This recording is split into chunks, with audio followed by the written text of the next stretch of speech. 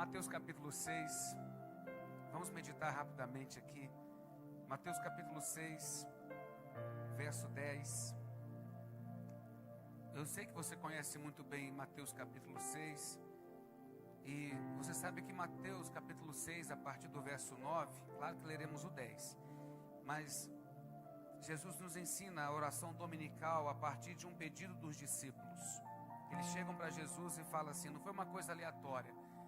Isso já é um princípio, né?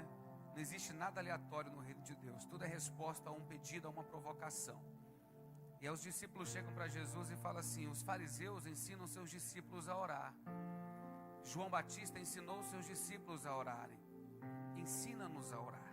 Aí Jesus vai e declara o que nós temos, que é o chamado a oração dominical, que historicamente foi chamada o Pai Nosso. Mas o nome real, você sabe, está o enunciado ali do texto, é a oração dominical. E na oração dominical, que não é uma reza, mas é um modelo. A oração dominical é um modelo, é como se fosse um esboço de oração. E cada frase do Pai Nosso, quando você dobrar os seus joelhos e abrir a Bíblia, digamos assim, hoje eu vou reservar um tempo e quero orar o Pai Nosso de forma diferente. Comece pegando cada parte dele como se fosse apenas o guia e você vai enchendo cada coisinha com aquilo que está na sua mente e no seu coração.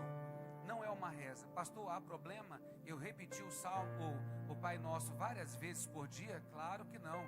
Só aqui no culto hoje eu já devo ter repetido ele umas 5 vezes. Só aqui agora, durante o louvor, durante a palavra, cada momento eu estou declarando ali o Pai Nosso. É tranquilo, maravilhoso, mas não é uma reza no sentido de repetição, mas é uma confissão modelo, a partir da qual você fundamenta e baseia todas as suas formas de oração. Entendido, compreendido, diga amém.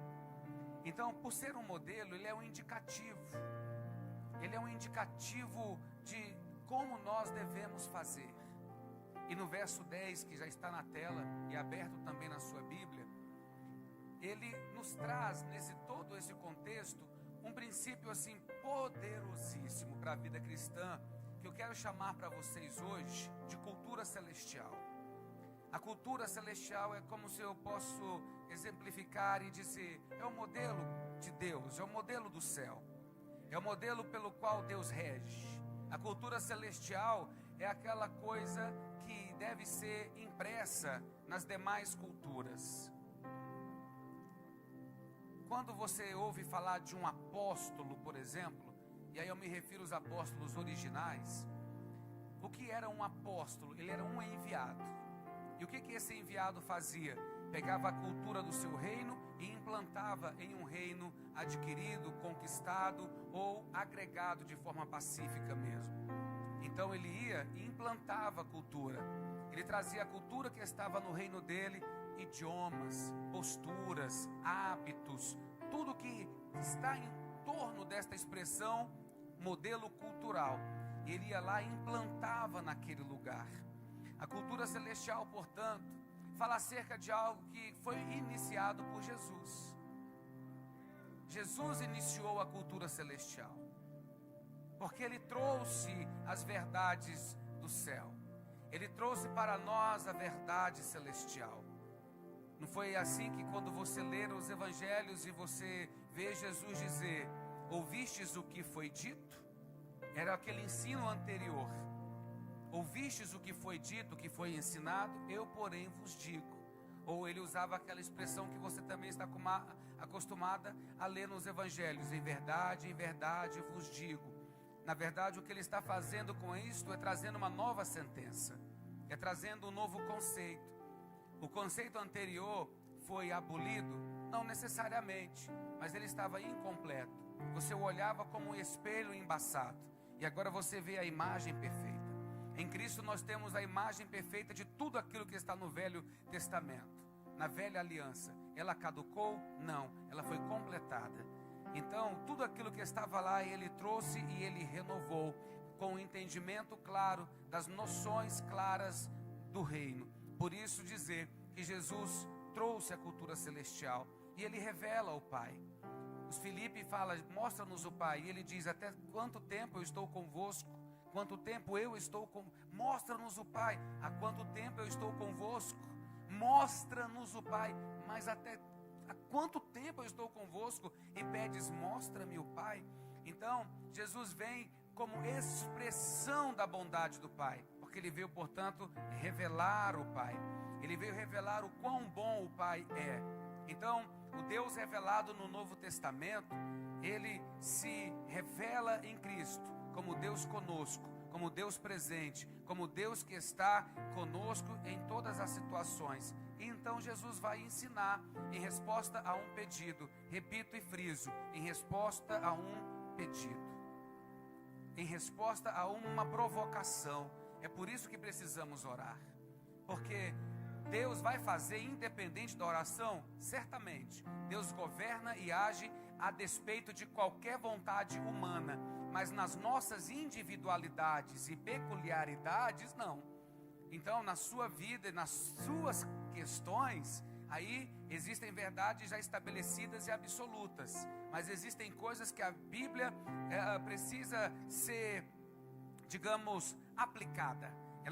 Você precisa trazer aquela verdade que é universal para o âmbito pessoal. É por isso que ele diz, até agora nada tendes pedido em meu nome. Pedi para que a vossa, ele está falando com uma pessoa, pedi para que a vossa alegria seja completa. Aí já é uma individualização da bênção. Entendem assim? Já é uma individualização da promessa. Ela é global, ela é universal, mas ela se torna individual a partir do momento em que você assimila aquela promessa como pessoal e pede o cumprimento dela. Há uma expressão no direito que diz que o direito não socorre a quem dorme. Essa é uma verdade absoluta. Então, uma promessa, ela é a promessa e você precisa acessar a promessa. Então, Jesus vem e estabelece algo. Ele traz a cultura do céu e ensina você. Acesse essa cultura. Mova-se nesta cultura. Entenda que a cultura do céu pode sim ser apenas uma teoria ou pode ser um poder ativo na sua vida. Em nome de Jesus. E é essa a verdade que eu quero trazer a você esta noite. Porque nós precisamos sair do plano teórico para o plano aplicável e prático de uma verdade espiritual. Eu acredito que muitos cristãos ficam à margem da promessa. Muitos cristãos vivem longe daquilo que deveria ser, porque são cristãos teóricos. Eu posso ser teórico em alguma área, não se preocupe, eu não estou acusando você. Nós podemos ser teóricos em alguma área da nossa vida e Deus não quer que isso seja assim.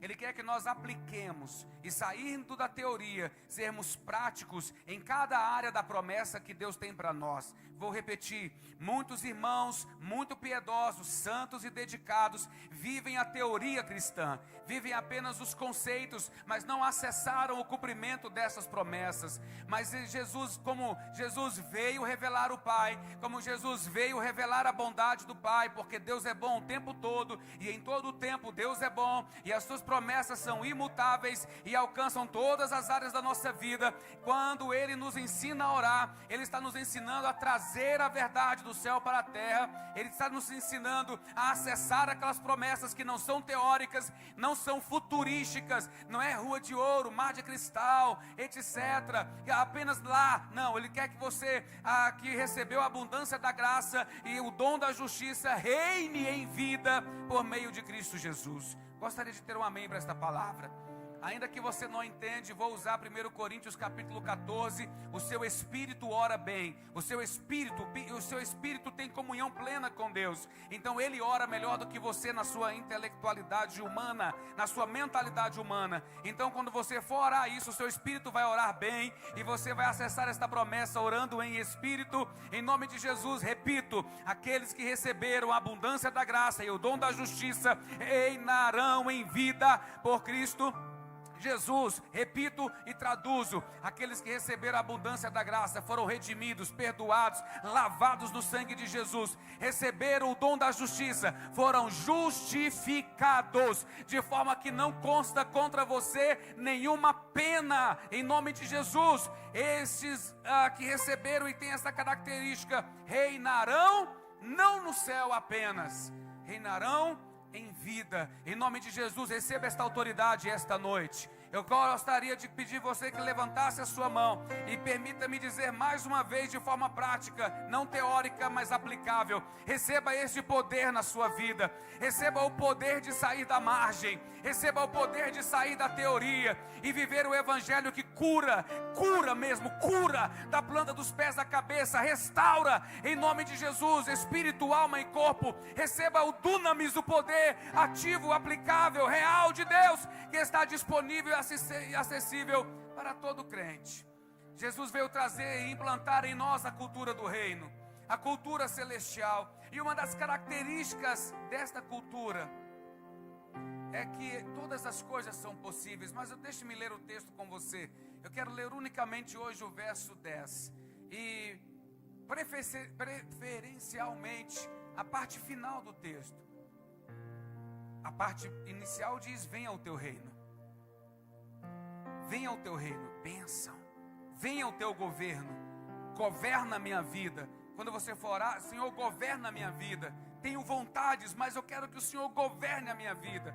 Faça-se a tua vontade, porque a tua vontade é boa, perfeita e agradável. Você vai lembrar de Romanos 12. Mas eu não quero hoje ensinar a orar o Pai Nosso. Eu quero que você foque hoje em assim na terra como no céu. Olha que coisa, expressão poderosa, assim na terra como no céu. Eu posso ouvir a igreja dizer isso comigo? Repita após mim: assim na terra como no céu. Pode levantar a sua mão, feche os olhos e diga: na minha vida como no céu. Sabe que oração poderosa? Que oração poderosa, que manifestação poderosa, que ativação de fé maravilhosa. Dizer: eu quero na minha vida como é no céu.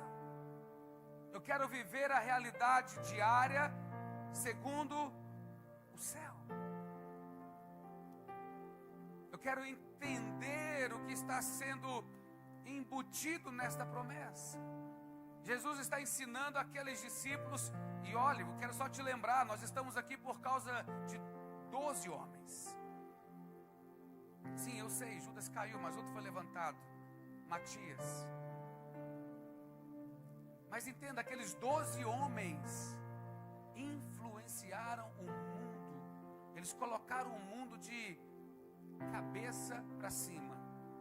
Não é pernas para cima, né? Eles colocaram tudo no lugar. E como que eles fizeram isso? 12.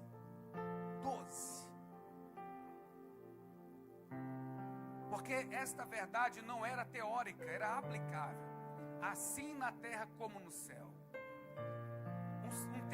Um texto muito alinhado com este é Marcos 9:23.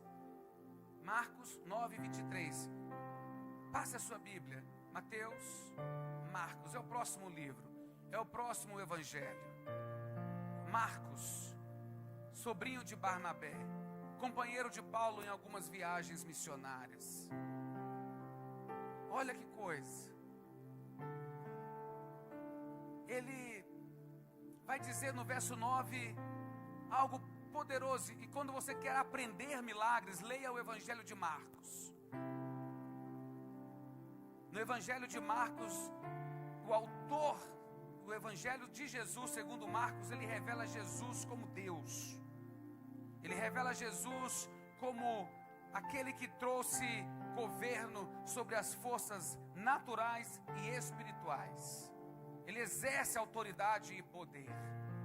E no capítulo 9, verso 23, também é um ensino. Porque Jesus está respondendo, eu sei que você vai ler aí, vai estar escrito assim: se podes. Porque o contexto anterior, há um clamor de alguém falando para Jesus se ele poderia operar um milagre. Porque a situação era calamitosa, era uma situação de morte terrível. E aí ele chega a Jesus e fala: se o Senhor puder, faz algo. E aí Jesus diz, não apenas que Jesus poderia, mas ele traz uma inclusão poderosa. Ele traz algo, queridos, que realmente mexe com as nossas emoções e com a nossa mente. Porque ele não apenas diz assim: sim, eu sou Jesus e eu posso. Sim, eu sou o Salvador e eu posso. Eu sou o Messias e eu posso. Não, ele coloca aquela pessoa dentro da cena do milagre. Ele coloca a pessoa dentro da cena da solução. Entendem? Quando você ora por um milagre, você não é apenas um destinatário, mas um coautor. Esta pregação não é muita coisa para você. Esta pregação está falando sobre você. Jesus, então, nos coloca como coautores. Ele está dizendo que eu e você vamos operar milagres. Porque ele vem e diz, se podes, texto, tudo é possível ao que crê. Tudo é possível ao que crê. Então, quando você ora e diz assim na terra como no céu. E quando você lê esta promessa de inclusão espiritual, tudo é possível ao que crê. Ele diz, eu posso. Agora eu quero levar você a entender que você pode. Imaginem a cena, Jesus está no barco. A tempestade está assolando o barco. Ele tinha saído do monte das bem-aventuranças. E ele ensina as multidões. Após ensinar as multidões, ele opera a multiplicação dos pães e peixes e cura muitas pessoas. Ele manda os discípulos irem à frente. Os discípulos entram no barco e atravessam o lago de Genezaré, ou Mar da Galileia, como é chamado. Ele ainda está no monte. Desce o monte calmamente, tranquilamente. Os discípulos já foram à frente. Uma tempestade começa a soprar sobre o barco. A tempestade sopra sobre o barco. Jesus é visto andando sobre as águas. Jesus está agora operando autoridade sobre coisas naturais. Ele está ensinando os discípulos a agirem em autoridade. Ele acalma vento em tempestades. Em outra ocasião, Jesus está no barco com os discípulos. E a ênfase que eu quero dar é nesse texto. E quando eles se veem no meio da tempestade, com medo do barco afundar, Jesus não repreende o vento e a tempestade. Jesus repreende os discípulos. Tem uma hora que Jesus repreende os ventos. Tem outra hora que Jesus repreende os discípulos. Aí você fala, mas Raquel, mas por quê? Primeiro ele foi lá e ele repreendeu os ventos e a tempestade. Depois ele repreende, num outro episódio, ele repreende os discípulos. E ainda diz assim, homens de pouca fé. É um ensino muito lindo isso. Porque ele opera milagres. Na ocasião, ele manda o vento cessar. E em outra ocasião, o que ele está dizendo é, vocês não aprenderam? O homens de pouca fé é, o que vocês já provaram, o que vocês viram, transformou vocês apenas em crentes teóricos? Vocês acham agora que vão viver contando histórias? Vocês vão apenas agora, sabe aquilo que você sente quando você se empolga? Eu acabei de sentir isso. Mas Jesus está dizendo, será que curar um enfermo, curar um cego, levantar um morto, curar um leproso, libertar um endemoniado, e etc, e etc, e etc. Será que isso transformou vocês em quê? Transformou vocês em contadores de histórias, de fatos pretéritos, fatos ocorridos anteriormente? Será que vocês agora só conseguem enxergar isso? É uma dura repreensão? Sim, é uma dura repreensão. Mas é uma repreensão para modelá-los para a próxima cena. Porque eles serão enviados de 2 em 2. Eles serão enviados em determinado momento futuro para operar milagres. Então naquele momento Jesus diz a eles, e ele também diz a nós hoje, homens de pouca fé, até quando vocês serão teóricos e diante de todos os quadros que vocês viram, apenas agora vão narrá-los? Aí traz um enfático, não, vocês não são apenas contadores de histórias. E hoje eu subo a este altar e agora eu estou falando com você, em nome de Jesus, olhe para mim. Deus não chamou a nós, Deus não nos chamou para sermos contadores de histórias, mas operadores de sinais, operadores de milagres. Homens de pouca fé, não é, perdoe-me a expressão, me falta um vocábulo melhor no momento, não é um esculacho, é mais ou menos assim: ei, eu transferi isso a você, eu dei isso a você, está plantado dentro de você,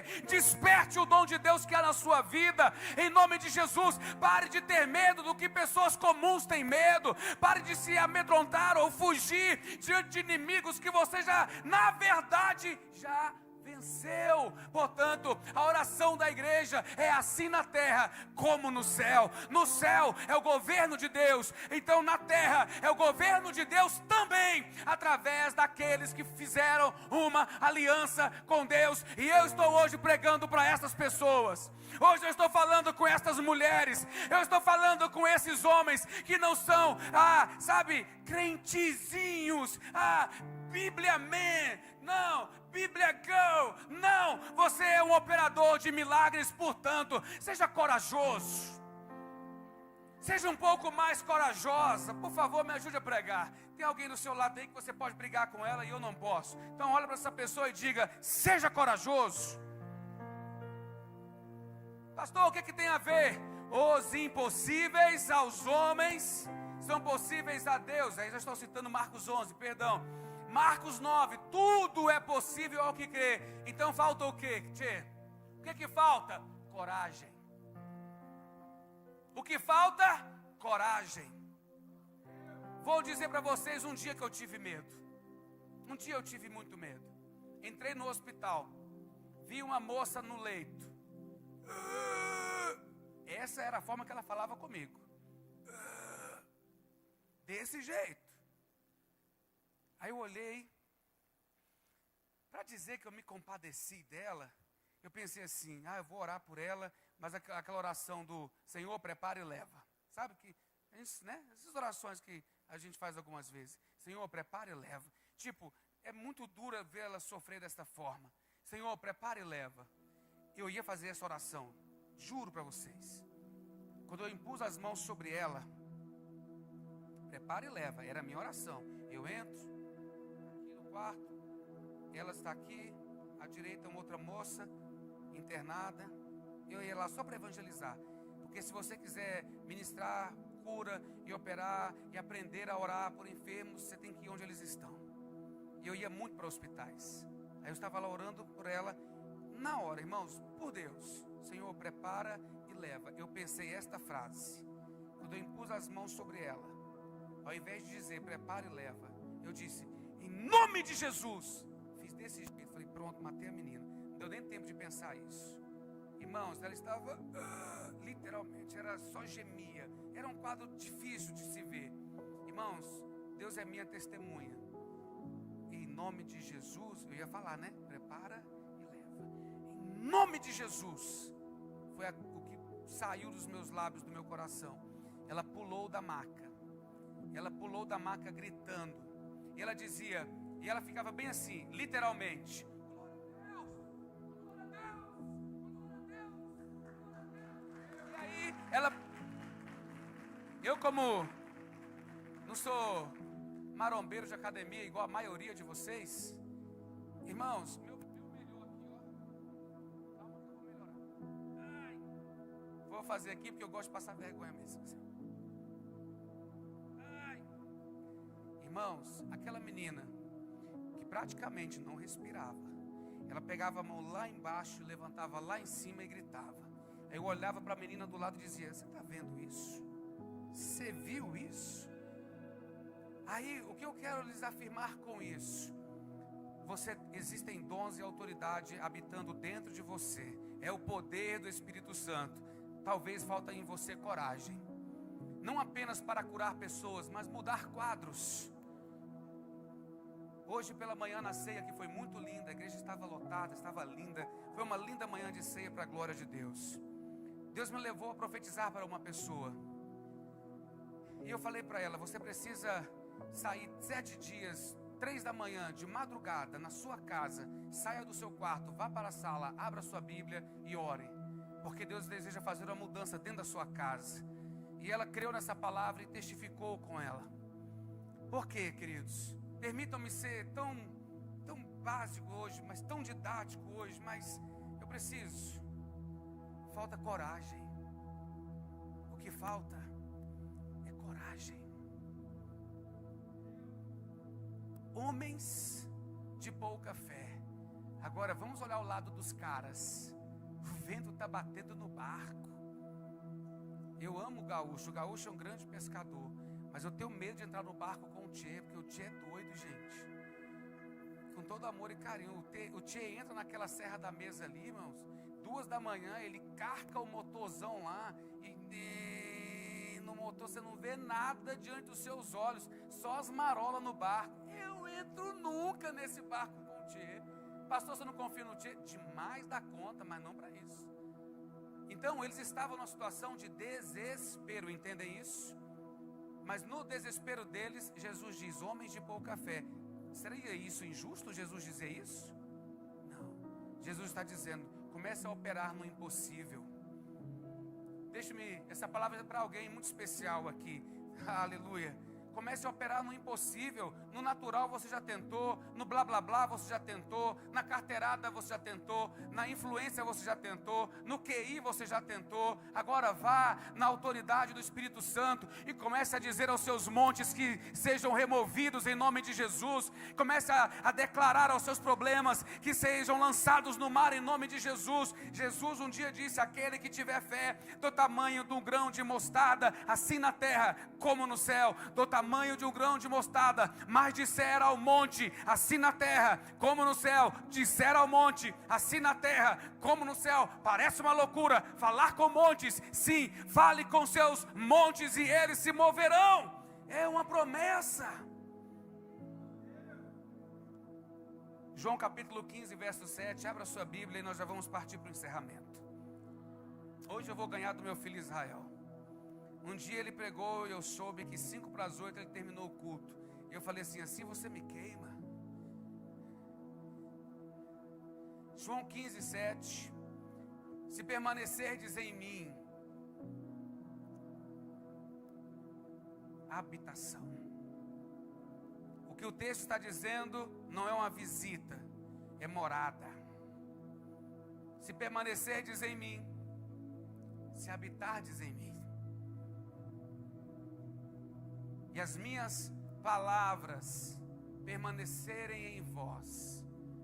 Aí, irmãos, ou a gente interpreta a Bíblia, rasga a Bíblia, faz uma coxa de retalhos somente com os versículos que a gente acha que pode se cumprir em nós, ou a gente abraça ela na totalidade e diz assim na terra como no céu. Assim na terra como no céu, na minha vida vai ser assim. É a autoridade de Deus determinando os fluxos, a autoridade de Deus determinando os resultados. Eu tenho as minhas possibilidades, eu fiz minha parte, eu dei a cara, fui lá, dei o meu melhor, tenho esforçado nisso ou naquilo, mas eu não consigo, eu não consigo mudar os tempos e as estações. Ele consegue. Então ele diz assim, pedireis o que quiserdes e vos será feito. Poxa, linda teoria. Vão para casa vocês todos e guardem essa teoria na cabeça de vocês. Quem sabe um dia. Seria essa a mensagem? Olha, a teoria é essa. Agora cada qual com seus problemas. Já pensou? Uma autoridade espiritual, Jesus ensinando. Olha, pedireis o que quiserdes e vos será feito, ao invés do ponto vírgula, mas é cada um com seus problemas, e no final da sua vida você costume e aprenda a dizer, mas essa foi a vontade de Deus. Não. Alguém por favor pode dizer um bem alto não? Alguém pode me ajudar e dizer bem alto não?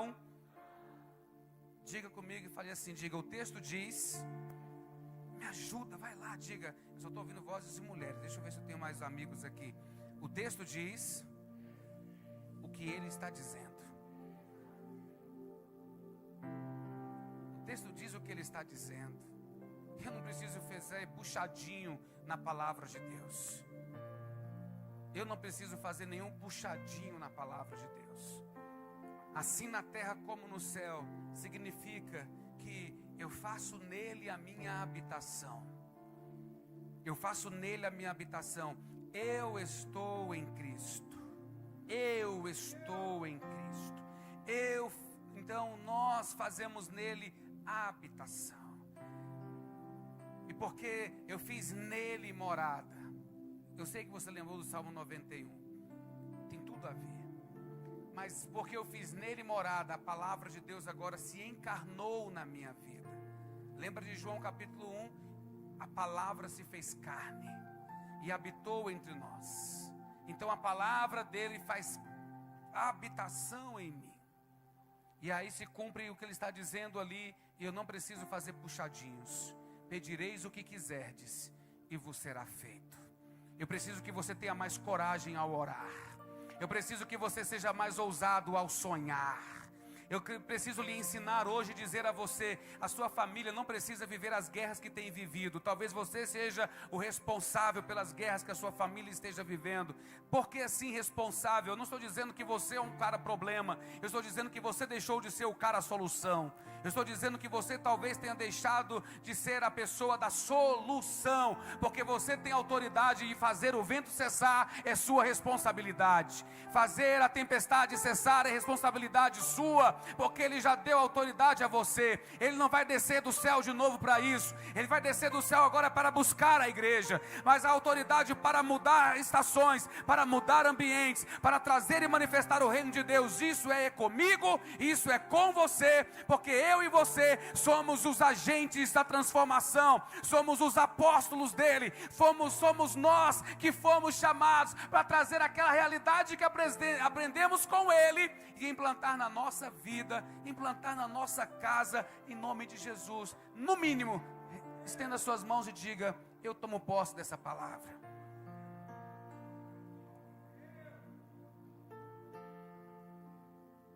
Nada é impossível.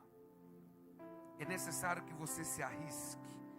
Imagine-se, veja-se entrando em lugares, orando por pessoas e fazendo a vida delas mudar.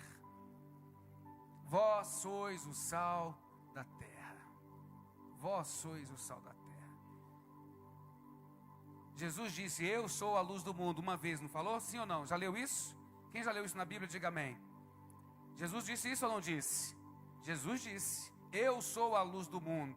Mas ele também disse: vós sois a luz do mundo. Uai, então quem é a luz do mundo? Ele. Quem é a luz do mundo? Você. Mas quem de fato é a luz do mundo? Nós. Nós com ele. Se permanecerdes em mim. E ele diz: não é resplandeça a minha luz. Ele disse: resplandeça a vossa luz, para que os homens vejam as vossas boas obras e glorifiquem o vosso Pai Celeste.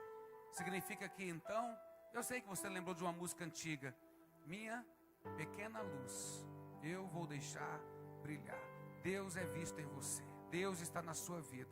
Eu quero convidar você a ousar. Eu quero que você volte a pensar em coisas impossíveis. Porque Deus tem, ouça-me, guarda no seu coração esta mensagem. Deus tem o impossível para fazer através da sua vida. Em nome de Jesus, vá além do que foi esperado de você. Vá além do que foi esperado de você. Quando meu filho entrou na empresa que ele trabalha, eu falei para ele: meu filho, vá além do que esperam de você. Eu falo para o meu filho sempre. Eu falo para as pessoas que buscam conselhos. Confesso que no passado as pessoas buscavam mais conselho, marcavam mais gabinetes. Eu nunca vi no passado um namoro começar sem essa pessoa vir aqui e falar apenas uma deixa. Mas as pessoas procuravam mais. Mas sempre que nós aconselhamos pessoas que procuram nessa linha, a exemplo, meu filho, estávamos conversando e antes dele entrar, logo que ele estava entrando na empresa, eu disse: vá além do que esperam de você. Deixa eu falar com você em nome do Senhor. Vá além do que esperam de você. Não se meça, sabe, pelos rasos. Não mede sua vida pelos rasos, não. Meça a sua vida pelas pessoas que estão vencendo. Quem faz história no seu ramo? Quem é bom naquilo que você faz? Quem é muito melhor do que você naquilo que você faz? Mire nessas pessoas. Já teve aquela família que você falou assim, cara, essa família parece perfeita, ainda que não seja. Mas você olha e fala, cara, que modelo de família bacana. Minha família podia ser assim. Não só pode, como será. Porque você é o cara que vai puxar a corda. Estamos em tempos de Olimpíada, né? Então, levante o sarrafo. Levante o sarrafo, irmão. Pastor, eu consigo pular 1,5 metros. Uau! Põe 2,5. Põe 3. Mire as estrelas. E você alcançará no mínimo a copa das árvores. Pensa grande, sonha grande. Lança. O livro de Provérbios diz, de manhã lança a tua semente. À tarde não recolha a sua mão. Uma das duas vai frutificar. Quem sabe as duas? Vá além do que esperam de você. Sacrifique algo na sua vida. Sacrifique, irmão. Sacrifique algo na sua vida. Renuncie a algo que te impeça de ser uma pessoa melhor. Se você dedica 3 horas ao Instagram e 1 hora em um livro de conhecimento que vai te fazer crescer em alguma coisa na sua vida, alguma coisa está errada. Se você dedica tempo em coisas supérfluas e não prioriza algo que vai te fazer crescer e melhorar, gente, não precisa ser seu pai para dizer alguma coisa certa, alguma coisa errada não está certa. Dedique-se. Posso novamente usar um exemplo familiar. Eu tenho exemplos ruins também. Mas eu falava com Israel e com a Rebeca, vá ler. Não quero ler, leia sem querer. Pai sou eu. Ah, mas que isso, pastor? Você é um tirano. Da minha casa cuido eu. E aí eu tenho hoje uma pastora de uma igreja. Eu tenho um pastor de jovens que eu não... Pastor de igreja, pastor de jovens não, ele tem o cajado. E eu não preciso falar do Israel quando sobe aqui ou quando conversa com qualquer pessoa que o procura. Posso... Não vou falar. Então, fica quieto, Wagner, te controla. Seja homem não chora. Então, as pessoas chegam e falam assim, pastor, como Israel é amoroso, como Israel é isso, como Israel é aquilo. Eu falei, é nada, você não conhece, não, ele é muito chato. Então, deixa, é verdade, ele concordou. Mas por quê? Porque lá atrás eu levantei o sarrafo.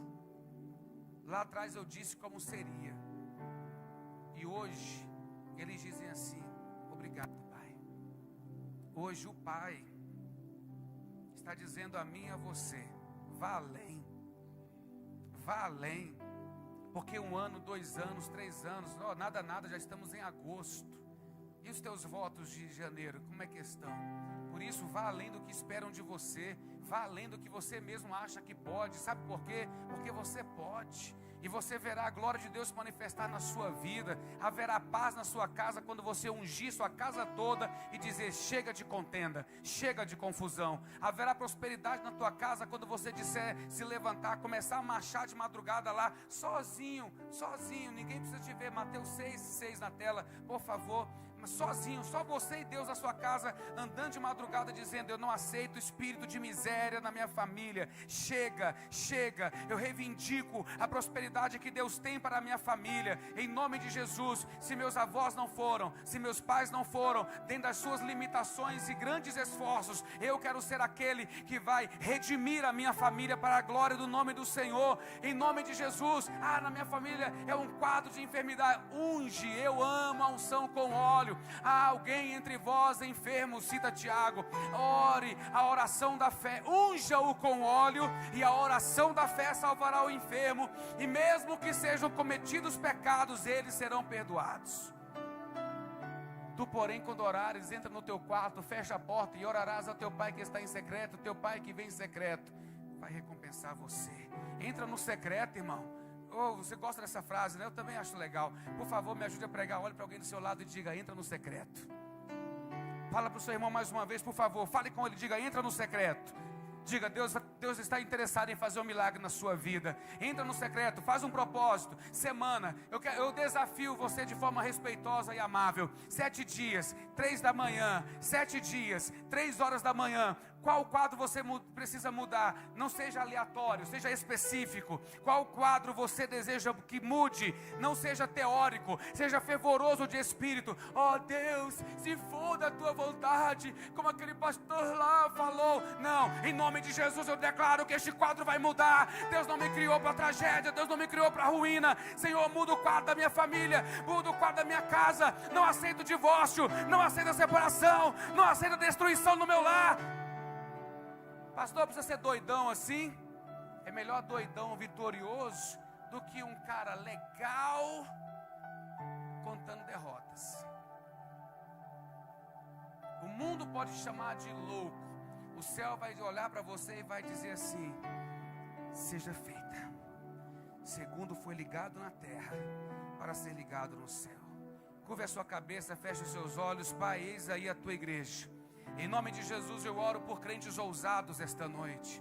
Que o Espírito Santo ative a ousadia da fé.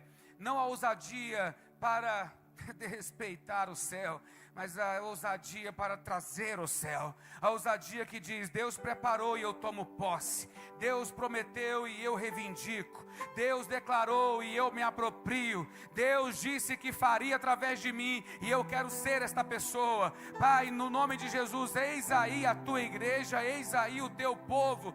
E que nesta noite aprendamos com o Senhor e a praticar assim na terra como no céu.